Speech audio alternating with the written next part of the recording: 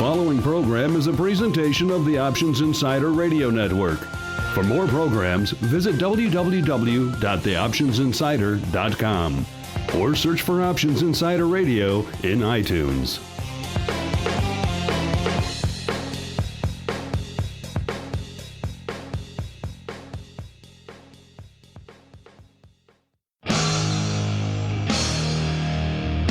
And now, it's time for the show that breaks down the options market. From unusual activity alerts to market updates and trading strategies. If it involves puts and calls, then our all-star panel will break it down. It's time to hit the Option Block. With your host, Mark Longo from theoptionsinsider.com and co-hosts Mike Tusaw from KnowYourOptionsInc.com and Mark Sebastian from OptionPit.com. The Option Block is brought to you by Options Express. Don't spend time worrying about your broker. At Options Express, security, stability, and account protection are the most important responsibilities to our customers. Secure account access, enhanced financial protection, entrusted with over $7 billion in customer assets, established financial stability. Options Express lets you trade with confidence. Stocks, options, and futures, all in one account. Trade with a specialist. Visit optionsexpress.com/OXradio to open your free account. Options Express is a member of FINRA, SIPC, and NFA.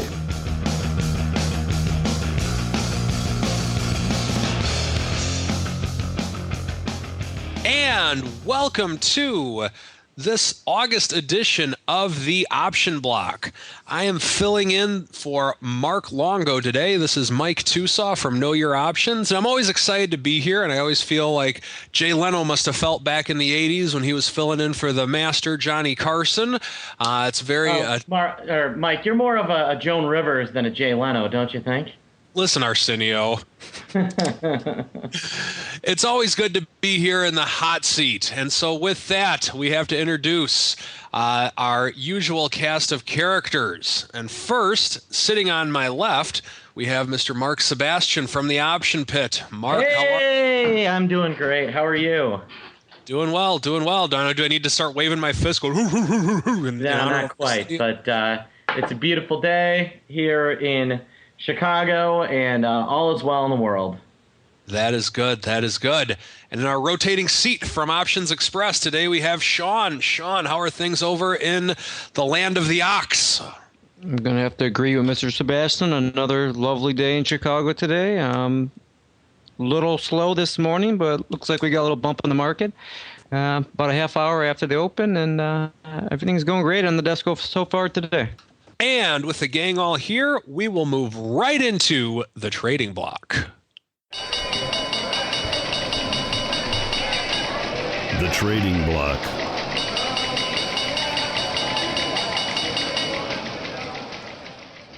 Anyway, Dr. Seabass, anything catching your eye in the marketplace today? You know, we held 1,400 and have now bounced up and are green on the day by about 3 points. And I think we're going to keep being green. We're starting to see the VIX sell off a little bit. But I think the really interesting thing is the spread between the VIX cash and the VIX futures. Okay, Mike, this is kind of an interesting thing. You'll like this. So the VIX cash is trading about 15.5, and the September future is trading 19.10. Okay? All right. A month ago, the VIX, with about the same number of days to VIX expiration, the VIX was trading 17.5. Where do you think the VIX futures were trading? Not 17.5. No. But you think they were higher or lower than 19 and change? I'll say higher. They were lower. It's kind of Are you serious? They're about 18 and change. So we're seeing right now an incredible... Yeah, I mean, here, on the 27th, the VIX futures closed on the 26th, VIX futures closed 19.15. I'm sorry, the same, the exact same price, but the VIX was 2 points higher. Isn't that really interesting? It is. How crazy that is. Just goes to show you how wide that spread is right now and how much ridiculous time premium or risk premium is built into VIX futures. So the one thing I would say is right now, if the VIX breaks, if you're looking to hedge against a breakout to the downside, I'd be looking at SPX and just regular puts ahead of VIX itself. There's just too much premium built in. Yeah, it's an interesting point. Now, do you think that the built-up premium is due to the elections coming up over the course and all the political? I think it has to do with the Greek stuff going on. Yeah. It has to do with probably the employment numbers. I think these September ones are really important. Maybe the VIX is a little artificially depressed because of Labor Day, but I doubt it. So I think it has to do with kind of some of the European risk and probably the employment report. But that's about it.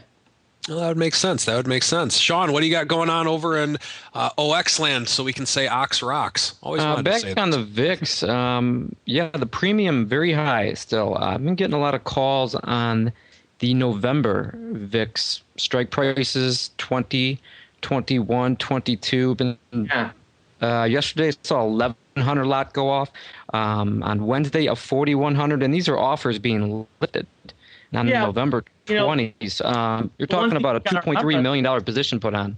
Yeah, well, the one thing you got to remember with that, Sean, is that that's actually a slightly in the money call in November. True. Relative to the future, so it's not the same as buying upside VIX. The guy's actually playing the at the money, and it's interesting that they're obviously clearly playing the election. 100. Yeah, because these would expire right after the election. Yeah, no, I think that's a maybe a little bit of a hedge, but I think I don't know how bright that is. The one thing I might do, if I was that nervous, is I might do some sort of time spread where I was long no and short something like in April. Do you guys know where the April future is trading right now? It's like 28%, which is, if you think about the number of times the VIX actually has gotten to 28, it is much more rare than people realize. And a 28 handle on some of that back month stuff is quite possibly the biggest sale, like the sale of the year. I mean, it's nuts. 28.30 last print on that April. That is nuts. Sold to you, as in the words of Don Schlesinger. So there's just some silly things going on there. But yeah, that might be an interesting spread, is buy no and sell April against it. And I think that there's a real trade there. Huh. Either that or someone on the other side of that really believes that something's going to be going on come January or come that time frame, one of the two. Who was that gentleman on pretty popular guy saying that we're going to have a 25% drop by election time? Talib? Yeah, I believe that was him. No, he doesn't know his, Well, he's the gloom and doom. Yeah, I know. He's a moron. See, that's the key to this business. You just have to be a doom and gloom guy your whole career, and then if you get it right once, then you're the expert that predicted the great bear market of whatever year you predict, and you just predict it every year. That's the trick, I think. Well, and I said he's not an idiot. He's actually brilliant, but he's not a good trader, is what I would say. That's what it really amounts to. He is not an idiot. Let me make sure I correct myself there. He's a very smart person. He's just a lousy trader. But lots of people are. There are lots of people that are lousy traders and really smart. Many people are much smarter than me, but worse traders. Many people are much dumber than me, but better traders. Just the way it is. And with that philosophical statement, that's a very good point. Now, before we end the trading block, I just want to throw this out there for just curiosity to see what you guys think on it, just as kind of a topic of conversation. I don't want to know who you're going to vote for in November, but who do you think is going to win in November on the presidential election? Sean, I'll start with you. I still think Barack Obama has a slightly better chance. I'm not saying he's a 100% winner. I'll tell you, trade is what I would look at. That's about it. I think he is just going to win another term. I'm not going to say my preference, but for some reason, just from what I'm hearing, seeing, customers saying on the phone to me, it's a slight edge to Barack Obama. Yeah. All right. What do you think, Seabass? In trade odds, 57% Obama, 41.9% Romney. So, there's your answer. Is statistically, it's favoring the president. Here's who I know wins in November: every American who votes. I love it. I love it. And on that politically correct ending, we will close out the trading block. The Xpress Block, brought to you by Options Express.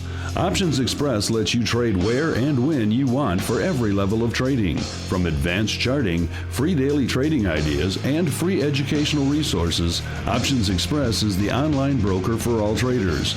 Best of all, Options Express allows you to trade stocks, options, and futures all in a single account on powerful yet easy-to-use trading platforms, including mobile devices. Visit optionsexpress.com/OXradio for your free account. Options Express is a member of FINRA, SIPC, and NFA. And welcome to the Xpress Block. The Xpress Block is the time of the show where Mr. Sebastian and I can sit back, check on any open orders that we have in the marketplace, because we are recording during market hours today, which is not the norm for us. And we are going to listen to the words of wisdom of Sean from Options Express. Sean, what do you have for today? We're going to touch on a few subjects. It's no secret to the market that the volume hasn't been there the last week, actually pretty much the last month. But I did get a few interesting orders today on one specific stock. Salesforce.com came out with their earnings last evening. Immediately took a dive down about $10. It was trading in the high 30s last night in the after hours. So this morning we open up a little higher, around 141. We're hanging out there for a little bit, down about $6. And then all of a sudden, 10 a.m., Eastern time, stock shoots up to past 148. So I think individuals who thought the earnings were perhaps disappointed had a change of heart this morning. And I immediately, once 10 a.m. came around, started getting a flood of calls.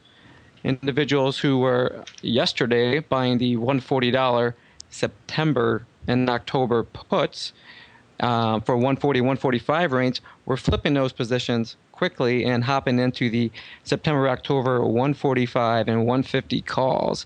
145 calls in September around $6, 150s about $4. So I found it kind of surprising. Some of these were the same clients, some of them were new, or just merely going from puts into earnings to, as soon as that pop, half hour after today's open, going along on Salesforce. And I do want to add, I believe I was reading 2 days ago that Salesforce did add an office in the Chicagoland area recently. Ooh. With 200 new employees. Ooh. That's exciting. Yeah, so if anybody's looking for employment, maybe they're hiring over in Chicago at the old Salesforce.com. Also, I get a lot of calls lately. Why is this market so slow? Why is this option not moving? It's the Fed. I mean, I surely believe a lot of the big fish are still sitting on the sideline, waiting to see what the Fed is doing. A month ago, it was extreme optimism that we are going to get QE3. And then slowly that is starting to fade. Wednesday, we had those Fed minutes come out. People started leaning towards thinking that Q3 is back in full force. However, what people must realize is that those Fed minutes that came out on Wednesday, that's a month old. So that goes back to where the optimism was very heavy. And it seems like every other day we have a new Fed president, either the St. Louis gentleman or a couple of the other ones that it seems like it's like a 50-50 whether or not this Q3 is going to happen. Even if it does happen, is it already built into the market which way it's going to go?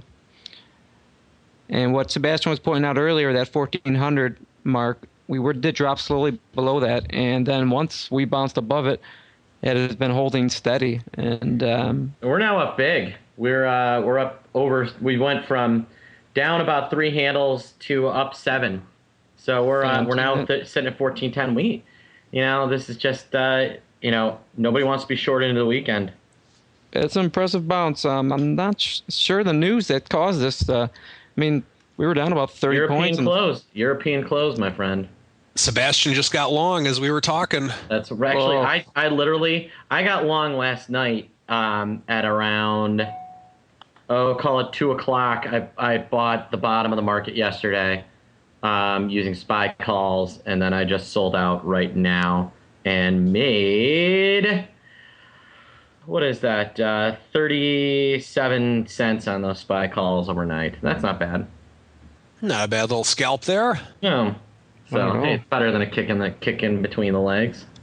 All right, and also this morning while I'm getting ready for work, usually something like this would jump the market immediately when that German Chancellor Angela Merkel immediately came out around 7 a.m. Eastern time today and said that they were going to help Greece.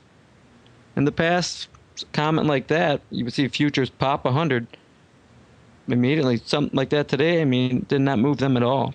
So I was shocked to see that this morning. And lastly, I do want to point out a historical event. Oh. Friday is the 20th anniversary of Hurricane Andrew, the last Category 5 storm to hit the U.S., which is why I bring this up, because we have Hurricane Isaac on the path towards Florida and the Gulf Coast in the next several days. And as many know, the Republican convention is also right in the path of it. So I wonder if that could have any effect on the market come next week. Clients are always looking to trade on something. So I figure I'd throw that historical piece of news out there. There you go. That's interesting with the Republican convention. Maybe you guys have seen this on Facebook. The billboard they put up in Tampa saying, "Welcome to Tampa, where the mayor and every city council member are all Democrats. Enjoy your stay." That's funny. Sounds good, and that will conclude today's version of the Express Block. And now we will go right into the Strategy Block.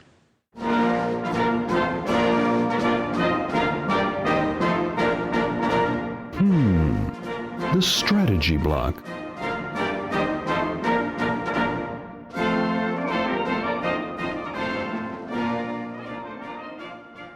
And welcome to the Strategy Block.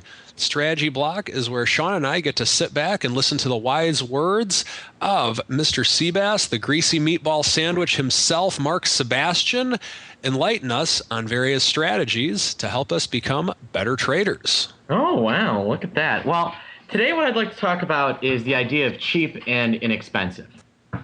You know, a lot of people, no one would ever call Apple a cheap stock at $665. But is it inexpensive? Well, you can make an argument for that, right? If you think that their price earnings ratio is low, then it's inexpensive. Well, the neat thing with options is that the same concepts apply. You know, if you look at VIX or you look at any of the any type of volatility, all right?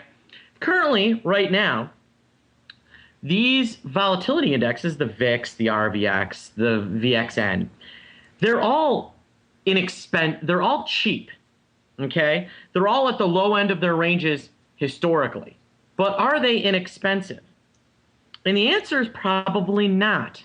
One of the things we talk about on volatility views is the concept of realized volatility. And that's how much the market is actually moving. You'll hear Don Schlesinger say it. It's funny listening to him say it because he doesn't say realized volatility. He says realized volatility. He always really puts that stress in that first syllable, but there's a real reason, because it's real. And the thing you've got to recognize is that, yeah, you know what? The market has volatility. The VIX is low historically. But realized volatility, since from this show to last week's show, has dropped from the low double digits into the low single digits, about 5%.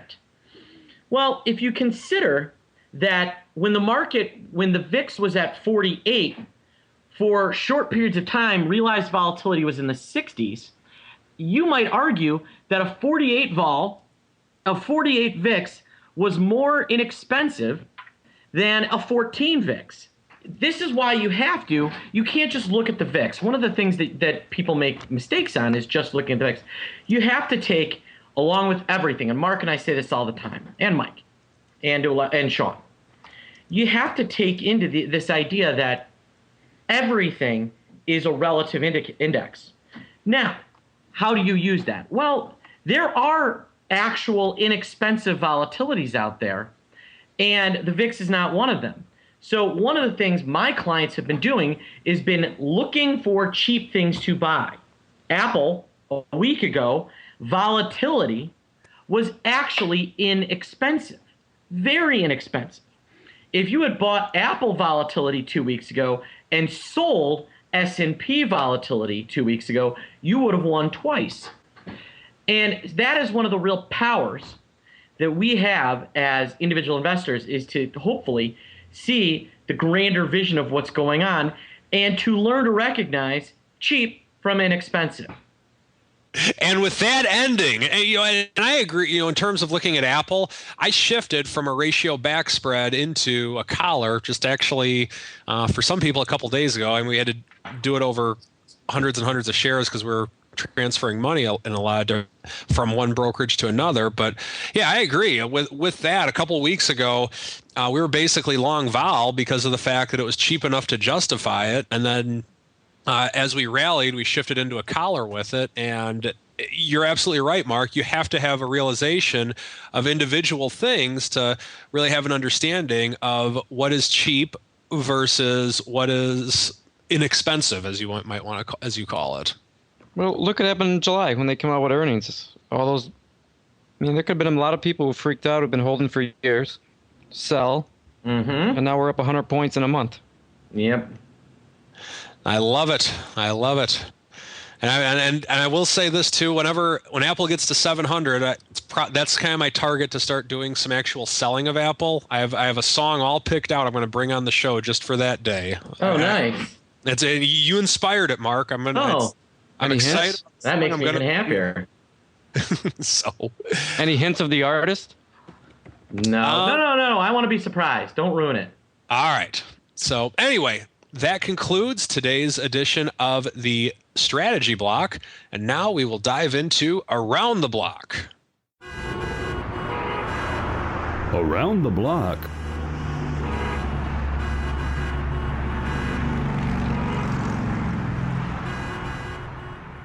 And welcome to Around the Block. This is the section of the show where we talk about what everyone is looking at right now in the marketplaces. And since I'm the host for this show, I'm going to do a combination around the block and advertisement for each individual's entity on this. So with that being said, Sean, what is going on at Options Express in terms of events, webinars, whatever, and what are you guys looking at in the marketplace? Well, I've been talking about the last few shows, this idea hub that we have come out with. Now, I know Mark Longo has been looking at it recently. I'm not sure if you guys had a chance to. It's something that is now available to all clients, except for international, which will be available to them shortly. It was released about a week ago to everyone, and it's just an idea hub now. It's not a recommendations. It's just an area where clients can go, say they're interested in Tiffany earnings on Monday morning. They want to get into something today, whether they're bullish, bearish, mildly bullish. They plug all these tools in, and it spits out a bunch of different strategies of what has been already gone on in the market for them to look at. So whether or not you are an Options Express client or thinking about being one, feel free to open an account for free. There's no minimum funding, and check out this new Idea Hub. I think it's a great tool that many clients are going to like. We even got customers who are heavily actively option traders, ones that trade 300 times a day, calling us and just saying this is a pretty interesting tool, and quickly just hanging up the phone and just saying, wow, you guys really did some work on this. So I think coming from some of our bigger traders, just to come out and reach out and say, this Idea Hub is a very interesting tool. I mean, I think it's good for anyone, from an A-level trader to, say a C-level trader. So that's as far as the platform that we have going on. A couple events. We have one event on the 8th of September out in Kansas City. So for any Options Express customer, they can sign up for free and join this event. It's an all-day event from 7:30 to 3:15 p.m. That would be the time in Kansas City. If you're in that area, it's going to be in Overland at the convention center. You could also bring guests for free. All they need to do is sign up with you on your website link, and you can bring as many guests as you want. This is a free workshop. And basically, one of our former market maker, Jim Ruzin, will be showing you all the strengths that his the badge Options was barbecue. I don't know if you knew that. BBQ. Basically, he's going to show you years. all the tools of the Options Express platform, the strengths of them, some that you may have already used, some that you're not. And he's going to go over one trade plan and show you all the strategies behind a trading plan from the beginning of it to the exit strategy. So anybody out in Kansas City, highly recommend go to the Education Center. And if you have time on the 8th of September, stop in for that session. It is free. There is no charges at all. I don't know about the barbecue, but there will be refreshments. Oh, that's funny. And I can say this. I've worked with Jim Roseanne a few. There's a barbecue and education. Yeah, that's funny. I like that. That's good. That's good. And I've worked with Jim Roseanne a few times. The guy knows what he's talking about. He has a great insight for the markets, and I'd highly recommend if you're in the Kansas City area, definitely come check it out. And if you're not, buy a ticket, fly in. Well, maybe don't. I don't know if you want to go that far because he'll probably come to your city at some point. But nonetheless, if you're there, Jim's a great speaker, folks. You don't want to miss it. What's going on in the pit, Seabass? Oh, all sorts of things. I do think that we've got Labor Day coming next week, so expect next week to be slow. But that employment report is going to be super, super, super important. We've just been doing a lot of webinars and things like that. Our gold course for September, I can squeeze one more person in. October is 70% full. And so we're starting to slot people in for November and December. So if you have interest in getting into one of our gold or platinum classes and you don't want to have to wait 2 months, I would strongly suggest getting a move on that ASAP. You can dial me 888-TRADE-01 or email me mark@optionpit.com, and I will be right there. Well, that is good. That is good. And Know Your Options, we're pretty excited right now. Starting in October, we're getting back to our webinar of the week, and we just got a commitment today from our first speaker on October 2nd at 8:30 p.m. Central Time in Chicago. His name is Mark Sebastian. He's going to be our debut speaker. So we're excited about that. We haven't even posted it yet. This is the debut announcement of it right here live on the Option. I guess it's not live, but nonetheless. I'm going to be presenting... I believe the weeklies. Yeah, I will be. Yes. So we got a month away till we learn about the weeklies. Folks, do not trade anything until you hear this webinar. Interesting first guess. Was it between Mark and a few others? Was Mark automatically the number one choice? Mark was the first choice all the way. That's who we wanted to be to get this party started again. And we haven't gotten any commitments from any other speakers as of yet. But in the coming weeks, we will definitely pass on what we have going on. We're excited. I think your first choice is pretty good. Should be a good show. We're excited about it. So anyway, folks, that concludes this edition of the Option Block. Always a pleasure to be here. And even though I think I'm more of a Jay Leno than a Joan Rivers, we'll leave that one for Arsenio or maybe even Pat Sajak. I don't know if you guys remember his late night show. But anyway, that is all for today, folks. And we will see you next week on the Option Block. Become a part of the Option Block. Just visit www.theoptionsinsider.com/forum to post a question for the hosts.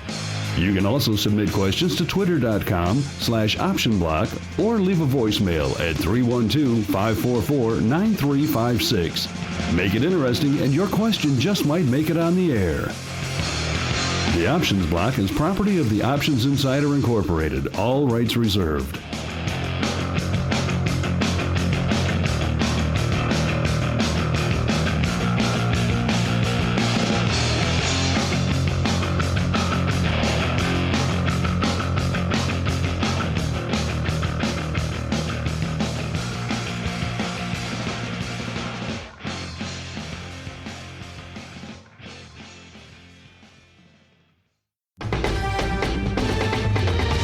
preceding program was a presentation of the Options Insider Radio Network.